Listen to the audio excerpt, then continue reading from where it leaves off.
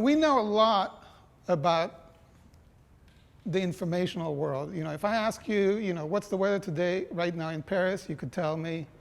If I ask you, what's the tallest mountain in Timbuktu, you could tell me. But what do you know about your house? What's the temperature in your house this last month?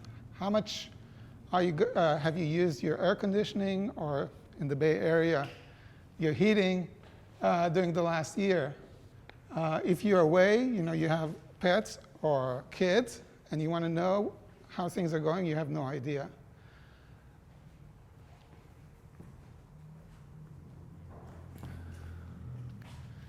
So, when we look at science fiction and stories in the last 20, 30 years in terms of what's our house going to look like, our homes of today are disappointing. Again, on the information side, is nobody thought, if you read books, science fiction books from 30 or 40 years ago, they're all talking about how in the spaceship, the mainframe is printing the pages so you can find out how far you are from the planet, which makes it laughable when we think about it today. But when we talk about things like the houses or transportation, our houses or transportations, we're way behind where we thought where we'd be. Now, when we think about things like flying cars and jetpacks and things like that, we just don't have the technology right now. There's no way. I guess with the jetpacks, there's been little blips in here and there and flying cars. But really, we haven't done a whole lot in terms of transportation, in terms of moving forward and having breakthrough technologies. But in terms of our homes, a lot of the technology that we need to have smartphones is already here today.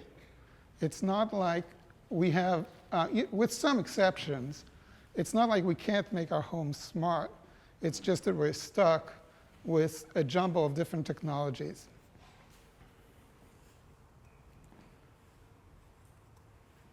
So let's talk a little bit about what do we mean when we talk about home automation. And by the way, I get tired of hearing myself talk, so feel free to raise your hand at any time if you're tired of hearing me talk, or if you have any questions or any comments or anything. So in terms of home automation, what do we mean? We're talking about controlling various stuff in the house. So control your appliances, turn on your coffee maker, your oven, your fridge, etc. Locks. Air conditioning and heating. When is your, in terms of a money perspective, it's a really important question of how much energy we're using in the house. Usually we don't think about it in that respect, but media handling, so turning on your TV, changing channels and all that. One of the things I don't have in here is alarm systems are sometimes considered part of home automation. And finally, we're going to talk about scenarios a little bit down the line. What about like a camera or something where you can see? That's also, basically that can be combined as part, sorry.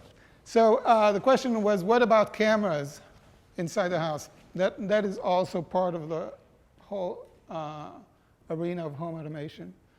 And then the next question is, well, there's a lot of cute technologies that you look at and people say, hey, isn't it cool that I can dim my lights without getting up? And the question is, okay, so yeah, it's cute, but who cares? There's a lot of technology that's cool, but we want to have in here more than just it's cool that I can do so and so. And so in terms of home automation, a smart home is going to be more convenient in terms of how hot it is, how cold it is. When you go turning off the lights when you get out of a room, it's going to save you money because you're not going to heat all the rooms that you're not in. It's clearly green because we're not wasting as much energy, and it is cool.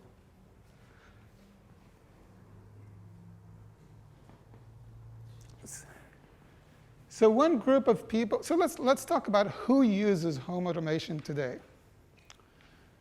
So how many people have in their house a rack of servers in the basement or anywhere in the house? Okay, nobody in here. I used to, but for different reasons. So when you have a 4,000, 5,000 square foot house, it's a totally different game. And, and I've talked to various people who have done these kind of installations. It's a different game because you have the money, so you can do stuff. But it's also a different game because, you're getting in the house and you want to turn on the light, and you have 10 or 12 or 15 switches on the wall. And you need to hunt and figure out which switch you turn for this and which switch you turn for that. Not to mention that later on, when you want to turn off the lights, you start flipping up and down various switches. So these kind of installations, you don't, either you're doing a major remodel, you don't just say, oh, I'm just going to do, usually it's not, I'm just doing home automation. They're part of a bigger change to your house. You're doing a remodel, a new construction, or something like that.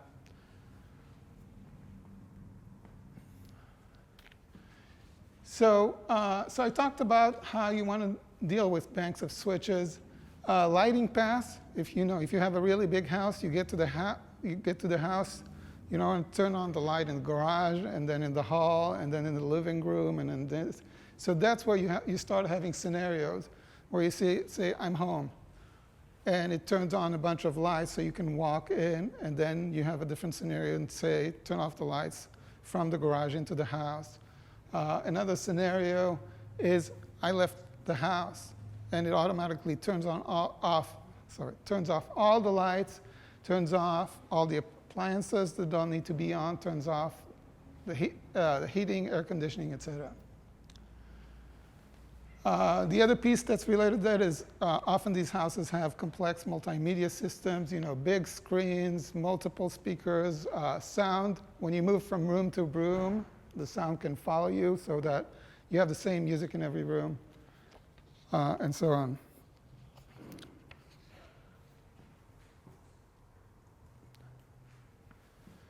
So this next group, I see some people laughing here. And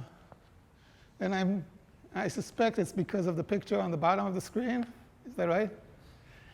So for those of you who can't see in the back, there's a quote from one of the forum, and then somebody says, here's my USB/serial, and then they do a D message and pipe it to grep PL2303. And then this is the log, and it says register new interface driver, and so on and so forth. So a lot of the do-it-yourself today is quite geeky.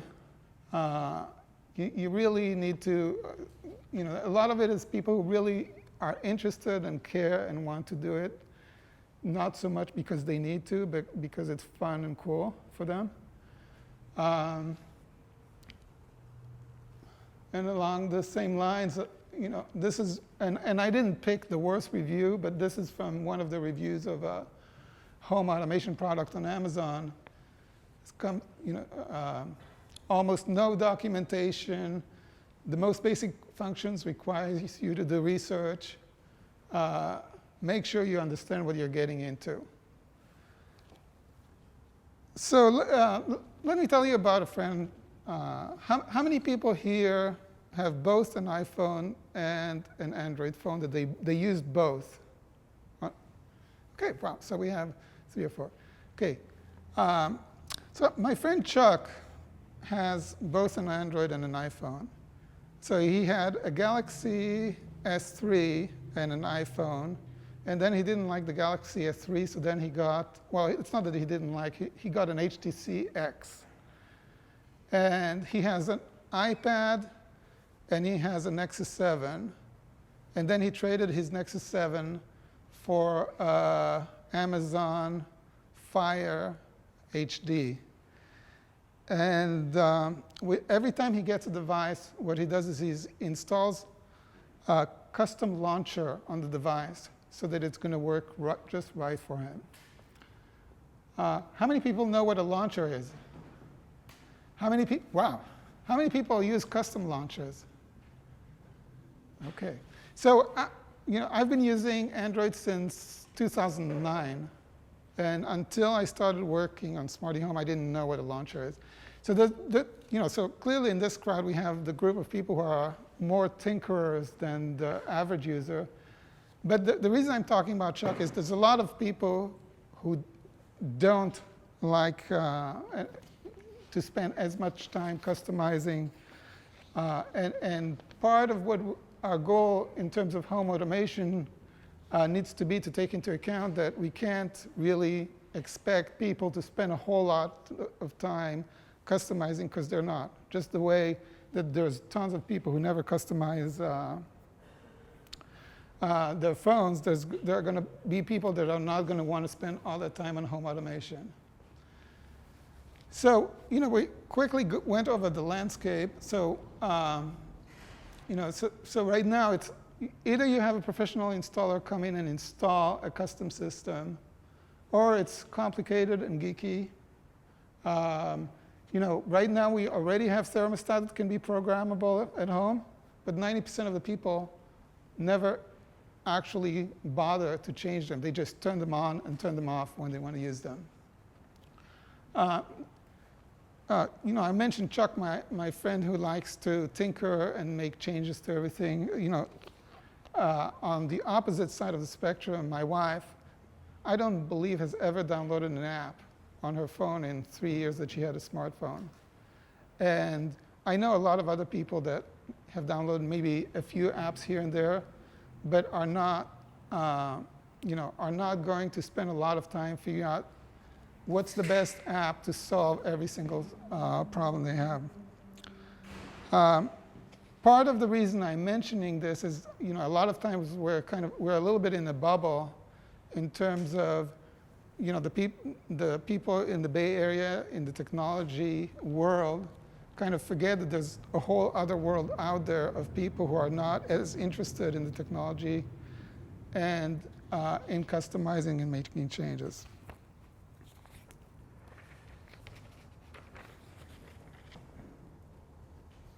So let's talk about Android at home.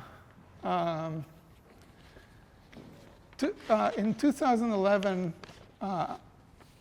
Google made a big announcement about a project called Android at Home, that they were going to make big inroads in terms of providing a Android-based solution for the home. And so in 2012, when Google I/O rolled around, everybody was kind of waiting to see what's going to happen, and nothing happened. Alessandro asked me before I started talking about this, if I had any knowledge about what happens, and did we try to reach out? And I actually, I have some friends who work at Google, and one of them was saying, they're not talking, they're not saying anything. So it's part of Google X.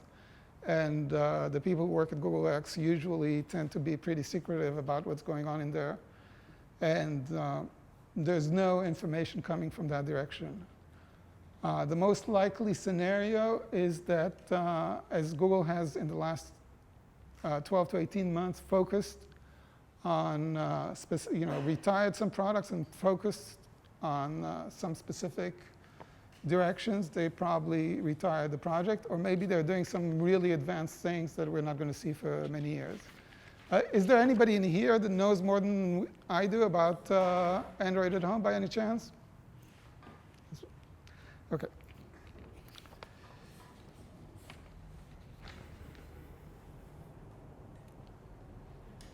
So right now, what do we have as of today in terms of home automation in the Google world?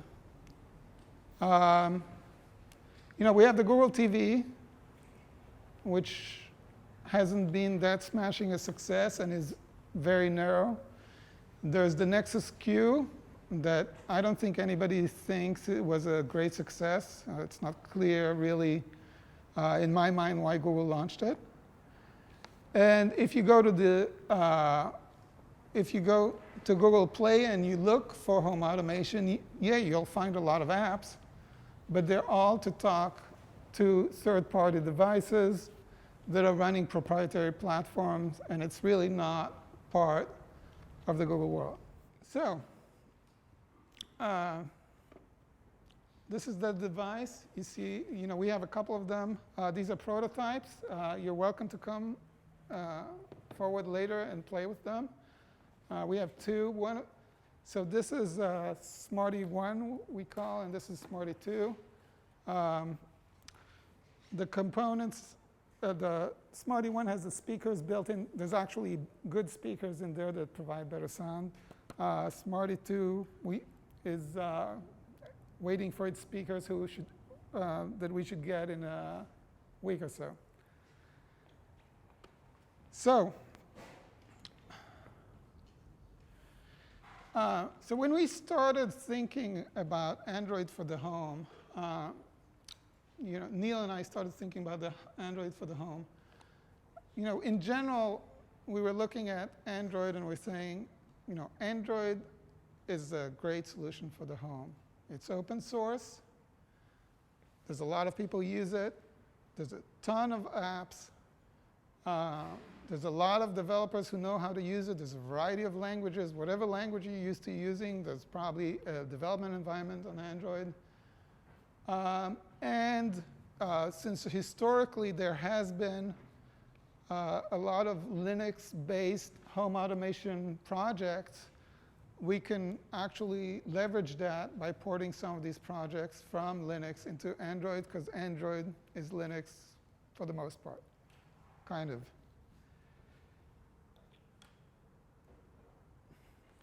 So, the first iteration of Smarty. So when Neil and I started talking, I was really interested and focused on a really low priced, a really cheap device. And I was thinking, we were talking about $65, and I was thinking maybe even $50, because I was seeing how the price of Android components was coming down. And part of our vision initially was, let's have a device in each room. If it's so inexpensive, let's have one in each room. You can monitor things in each room. You could use it as a baby monitor. You could use it as a you could use it as a video conferencing. If you want to check on your child from outside the house, there's one in the room. You could log in remotely, see what they're doing. You want to call the kids to dinner from the kitchen, you can do that. You can want to supervise them while they're playing, you can do that. And that's the model that we came up with, so you can tilt it so that the camera can focus on the specific areas. It's not obvious from this picture, but the screen was meant to be between 4.3 and 5-inch screen, so more of a phone-sized screen than what we have right now.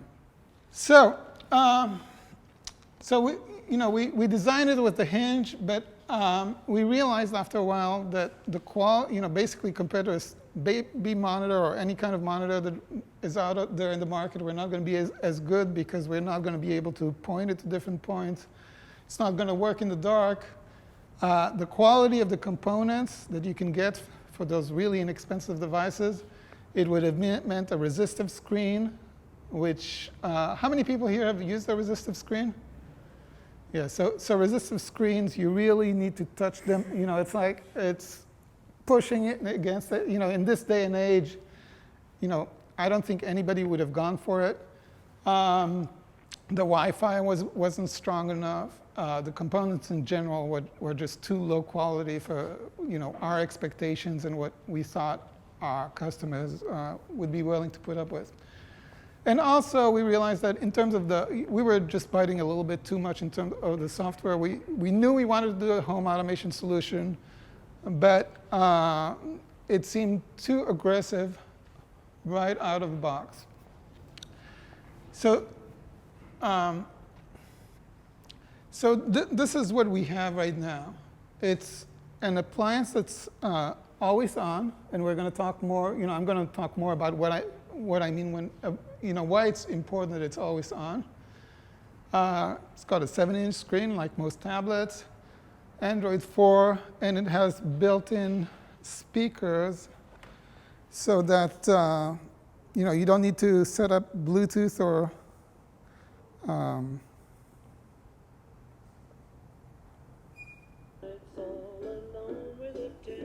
No, so it has a loud enough. I mean, this is a big room, but in my kitchen when I use it, it's pretty loud enough to fill the kitchen. With this USB plug-in, it becomes a full home automation solution. So this is an add-on. It's not, it's not. We decided not to build it into the device, but it just plugs into the back. And then you have a full home automation solution. So what do we mean when we say it's an appliance?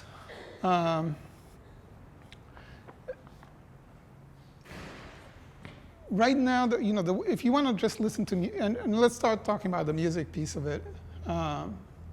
If you want to listen to music at home, if you have an iPhone or with a dock or an iPad with a dock, you dock it, and you could use it that way, but then your device is tied into the dock. If you want to use a Bluetooth solution, you need to get your phone. If you don't have it with you, you need to unlock it. You need to find the app. It's kind of, you're using a general computing device to do a specific task. Here,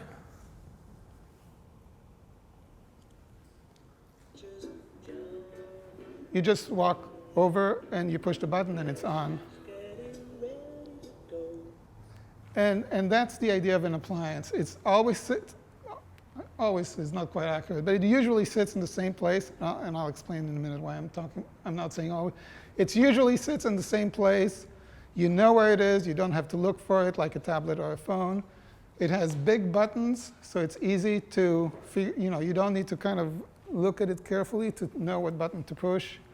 And it's much more like a standard radio or a stereo. You push a button and you're done. It plays.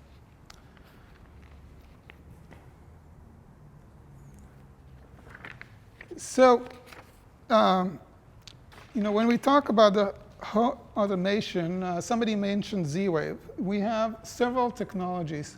There are technologies that are based on sending the signal through the power lines, and technologies that are wireless, like your Wi-Fi. So X10 is power line based. Zigbee and Z-Wave are wireless. And I don't know how to pronounce that. Does somebody know? Insteon is both, can do both. And all the wireless solutions are a mesh network. So each node can talk to the other nodes, which is a big, big advantage in terms of the topology of your network. You don't have one central location that everybody talks to. So if I have a node at the end of the room, then I can have another node that's as far as that in the other direction.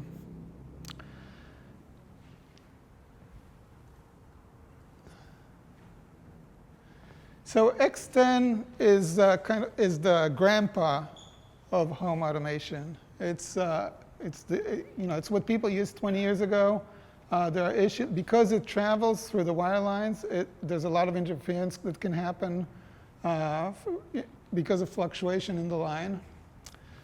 Zigbee is a new protocol. It's an open standard, and we would have loved to use Zigbee, but it failed what I call the Amazon test. Insteon is also pretty good, but has a limited number of devices, and we went with Z-Wave. So what do I mean when I talk about the Amazon test? You go to Amazon and you look at Z-Wave, you find 300 or 400 different devices, and we're going to see in a minute what devices are available. You look at Insteon, and there's probably maybe 100 devices.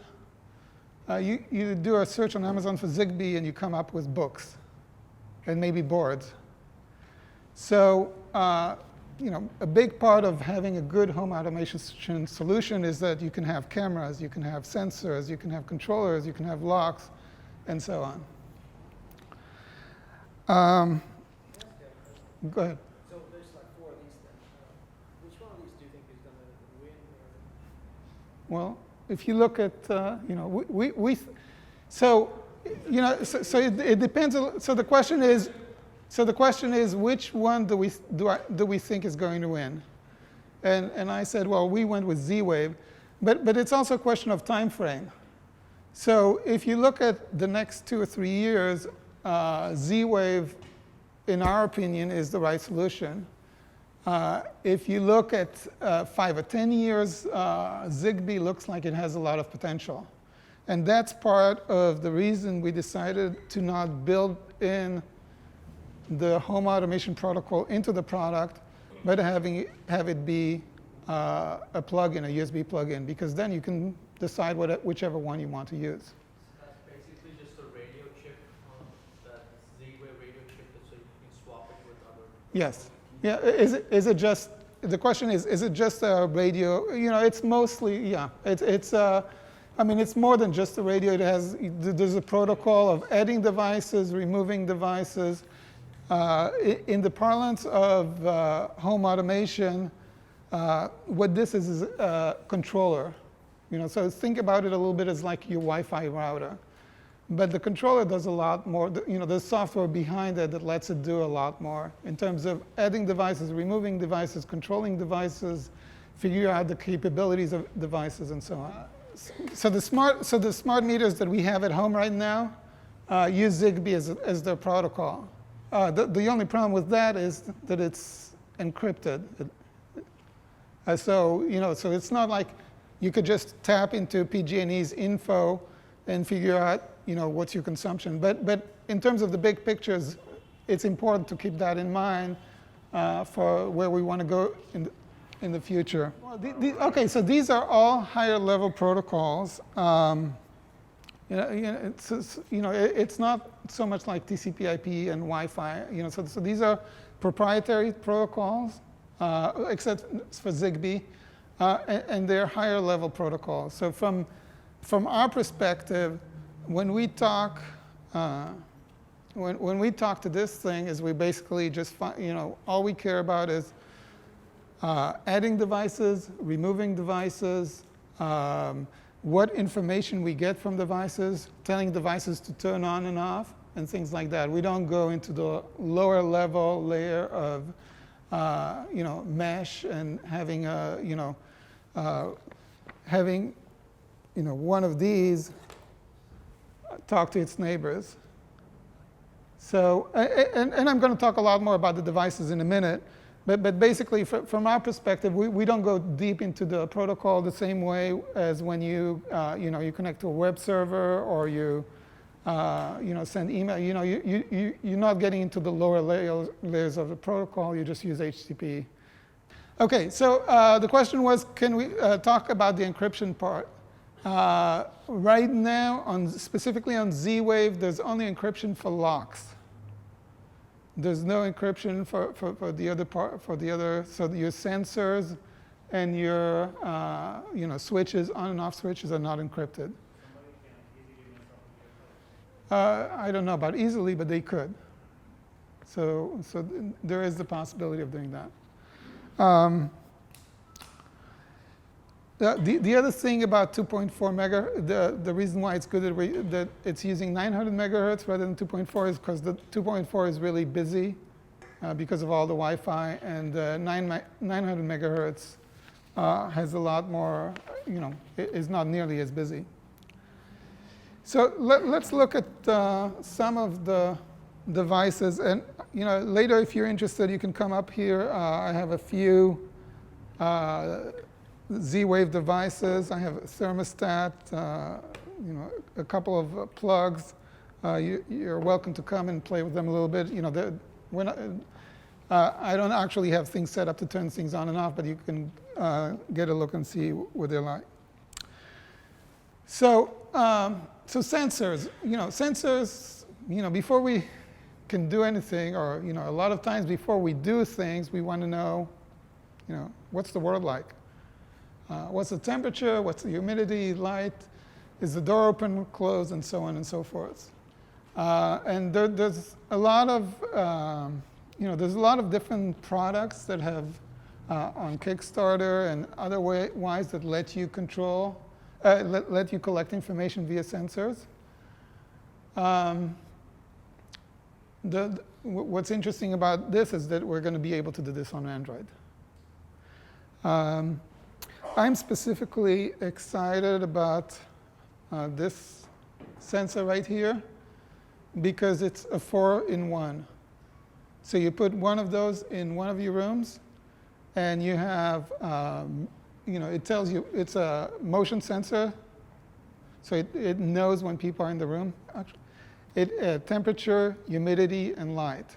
So put one of those in every room, and you could start doing some really interesting things because you can do things like turn off the lights when nobody's in the room. You could tell which rooms were heated when nobody was there, and a lot of other scenarios like that. How much does it cost? Somewhere between $50 and $60.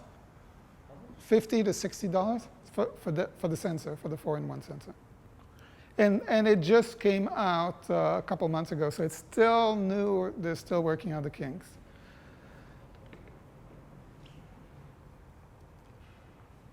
And then in terms of control, the plug-in modules are these things right here. So basically, you plug this into the wall.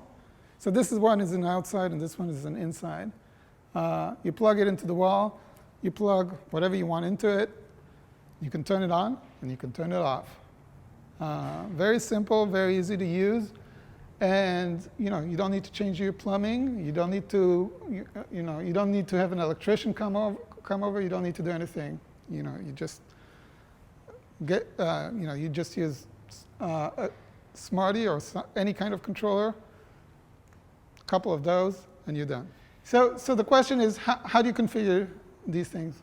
So unlike something like Wi-Fi, where you kind of discover the router. The way it works is you go to the device and you say add device, and then you have a window of time where you push a button. So there's a button right here.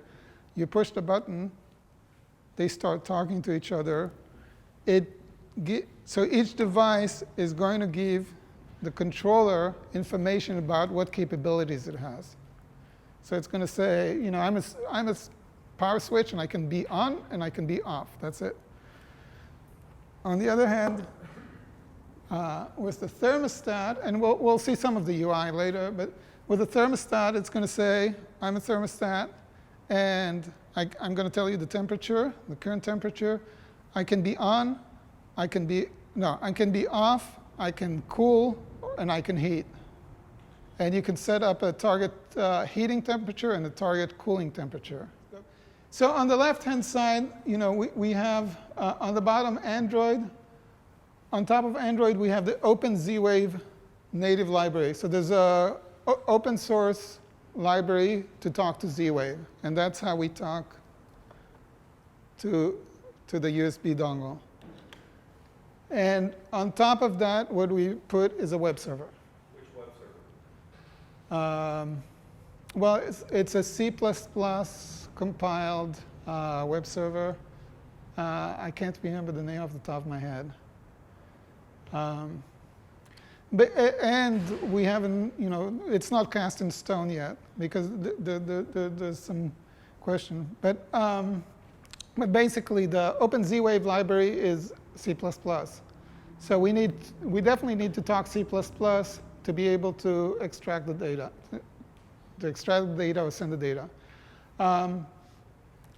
The web server gets the data and sends it. So at this point, we have a REST-based API. So we're going to send JSON, and we're going to accept HTTP requests or JSON. Now, talking to the REST API, we're going to have an HTML5 web application. So the HTML5 web application is basically talking to the web server. It's standard. And we're going to see screens in a minute, but it's a standard web application. But since we have REST API, basically anything can talk to the server, and you can run applications on anything, either with HTML5 or with native applications. And we're launching with the HTML5 web application because we can make it look nice and we can make it cross-platform. Based on the feedback that we'll get, the next step is going to be to make local, on iOS and on Android, make local apps, but use a web view that is still web-based. And then from there, if there's really a lot of demand for native applications, we can always do that. OK, so I guess this is not as visible as I was hoping it would be. But basically, if you want to, basically you have buttons. You want to turn on something. You want to, so on top you have your coffee maker. You want to turn it on. You go on your phone. You say on, off, and the third button is schedule. You push the schedule button, and you say turn off the front light at 6 and turn it on at 6 in the evening and turn it off at 10 at night. And then on the bottom, here's the thermostat. It tells you what the current temperature is. So it says 74 on top. It's set to cool right now, but you can change it to heat. And you could set target temperatures for heating and for cooling. So that's the HTML5 web application. Now, where things start to get interesting is because we have the full, because it's Android, we know what time zone you're in, we know what location you're in, we actually know when sunset is. So instead of saying turn on the light at 6 in the evening, you could say, well, turn on the light at sunset. And there's a lot of information about where you are, what you're doing, and there's a lot of apps that can take advantage. That can, basically, so this is where Android and home automation are starting to converge. So the question is, how do I update the state of the UI so, to make it clear, how does the UI know that for this thing, I should have an on and off, and for this thing, I need to also have a target temperature, and so, the target temperature, cooling, heating. So the devices tell me. So when I push the button here and it connects to me, it tells me I'm an on and off device. And my capabilities are Boolean, on and off. When this device connects, it says, I'm going to provide you information about my temperature, but I'm also going to let you set me for cooling or heating or off. It's the first. So the question is there a standard schema, or do you need to write something specific for every device? There is a schema, but there's also, it's not a clean environment in terms of it just works out of the box. Sometimes a new device will come, and you do need to update your software to be able to handle it. So this is. We're still the pioneers in this field. This field is not completely well defined and fully debugged and handled. So for instance, when these guys came, it's kind of funny when you see something like this and you need to update the firmware, but there's difference between different, so version 1.17, 1.18 had different capabilities, and so there's work being done in this field in terms of making everything work correctly. So it's not a clear schema that always work. Is that it? I have one more question. Yeah. So, like you said, you have to push that button to connect the two devices. Let's say I'm on a month-long vacation, I'm going somewhere. Do you have to push the button only once? Or Just the first time. Well, that's the theory. Just the first time. Sometimes. But you're supposed to just pair them so that they get to know each other the first time. It's a little bit like when you first connect to your Wi-Fi, you connect, and then you can tell it, whenever I come back, just reuse the same settings. Now, sometimes, most of the time it works, and then sometimes you find out, oh, wait a minute, I can't log in.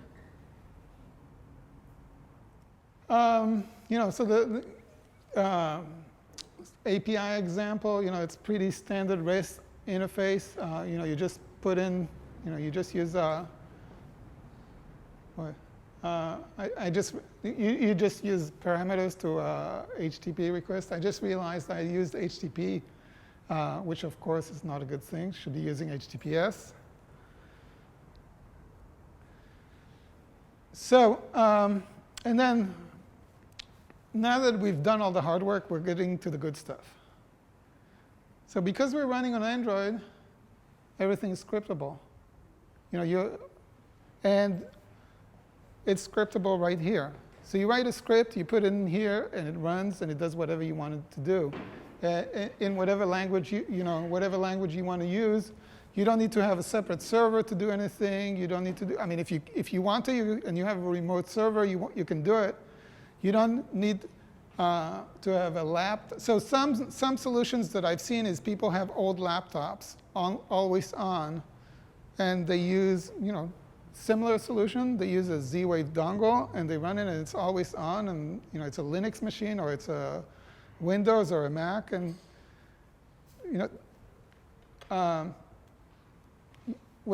here you have a small box that is always on, and does double duty in terms of as a music device, and as well as you have the screen always available.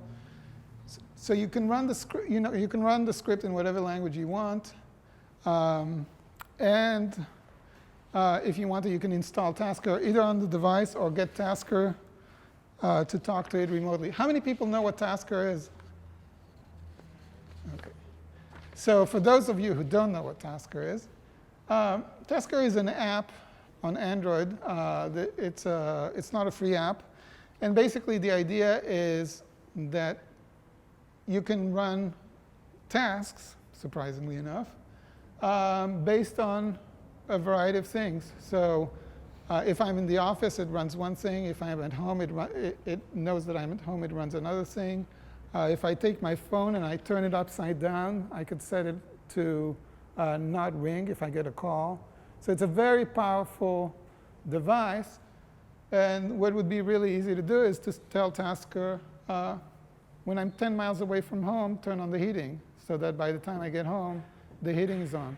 Or if I'm 5 miles away from home, make sure that all the appliances are off, and things like that. So now we're crossing between two different worlds. We're getting back into the portable device talking to your home. Yeah. So the question is, why create a full solution rather than just have the dongle and some software and have it work correctly? So there's a few reasons. For one thing is, one of the things, part of our philosophy is that it's the device that's always on, where it is. And in terms of the home automation, it's true that you'll often use it remotely. But if you're in the house and you want to do something quickly, and you could just go in and push a button. The other thing is you would need to do a lot of work on your Nexus 7 to make sure it doesn't go to sleep, and to make sure, just to configure it in the right way so it's a full home automation solution. One of the things that we had to do, so for instance, you can't use USB on a device that is not 3.0, is not. Android 3.0 is the first one that really had USB handling. So you couldn't use it on any of the earlier devices. The other problem is you need some custom libraries for this that you don't have on the Nexus 7, that you would need to root your Nexus 7. Well, so the advantage of having an appliance is that you have the full ecosystem of Android, so on the device.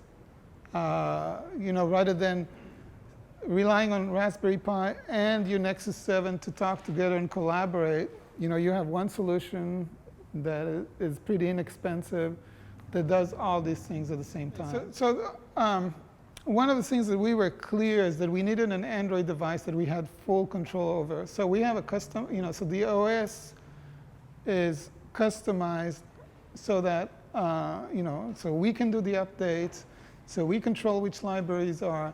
We set it out of the box to be always, by default, always on when you're plugged into the wall. So, because the alternative, it wouldn't be a consumer device to go with the kind of solution that you're proposing. It would be much more of a geek-style device. Does that make sense? Sure. Okay. So pretty much all the devices that I talked to, and all the solutions that I talked to are available today. One of the things that I talked about is the 4-in-1 sensor, which, in ways you could do it with multiple sensors before, but what I really like, as I mentioned before, is you could put one in each room, and then all of a sudden, your capabilities explode in terms of what you can do.